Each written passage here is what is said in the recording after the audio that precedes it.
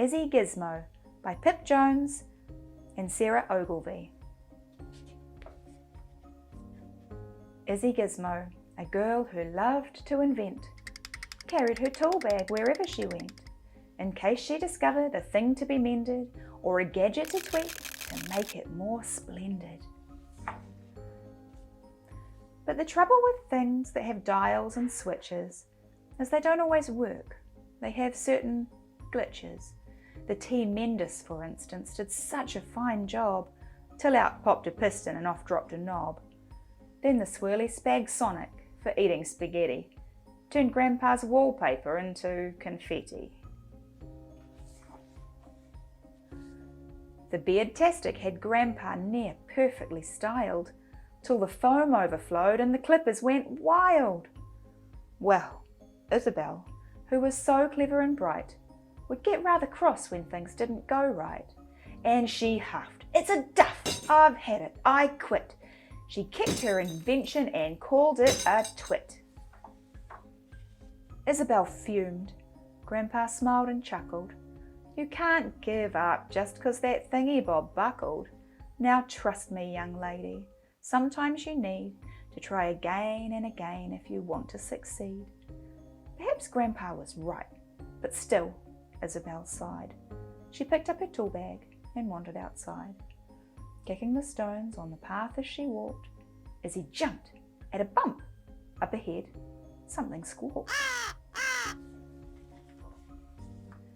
From the clouds, a poor crow had taken a tumble and landed, kapoof, in a feathery jumble. Izzy ran to the vet's, but the vet shook his head. "His wings are too broken to fix," the vet said. "Perhaps take him home, and there you could try to teach him to live as a crow who can't fly."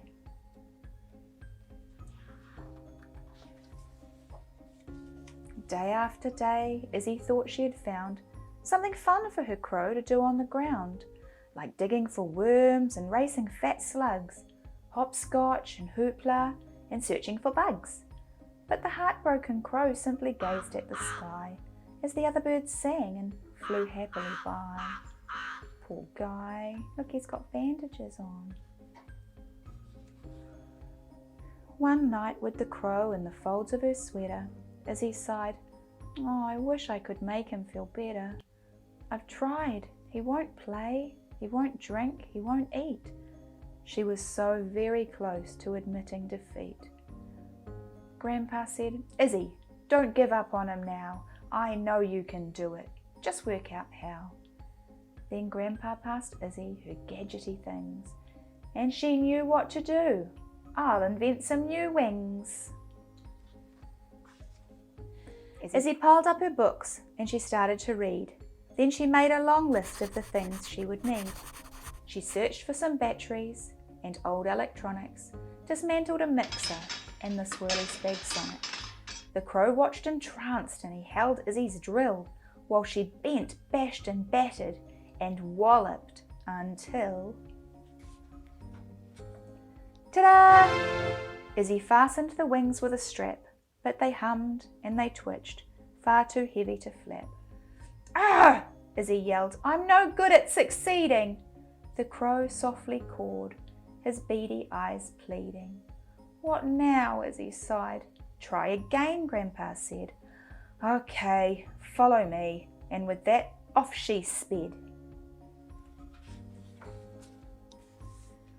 Izzy dived in a pond where she borrowed a pump.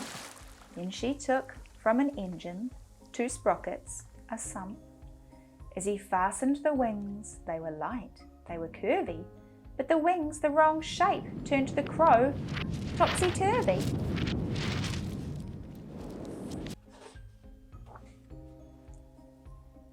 "I give up!" Izzy yelled with a furious frown.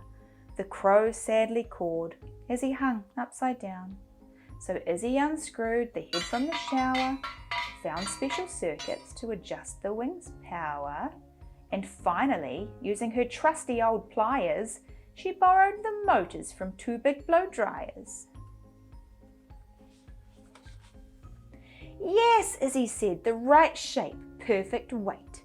But one wing flapped madly and the crow couldn't fly straight. "I've had it," yelled Izzy, heading straight for the bin, but the crow blocked her path. He just wouldn't give in. He looks pretty determined, huh? Izzy twizzled and tinkered, and using his beak, the tip-tapping crow gave the screws a good tweak. Then he loosened the cog from Grandpa's old mixer. "You can fly!" Izzy cried. "Oh, your name should be Fixer!" After 2 loop-the-loops, Fixer came into land and stood happily cawing upon Izzy's hand. "You tried very hard," Grandpa said, "and succeeded. You keep at it, Izzy. You did what was needed."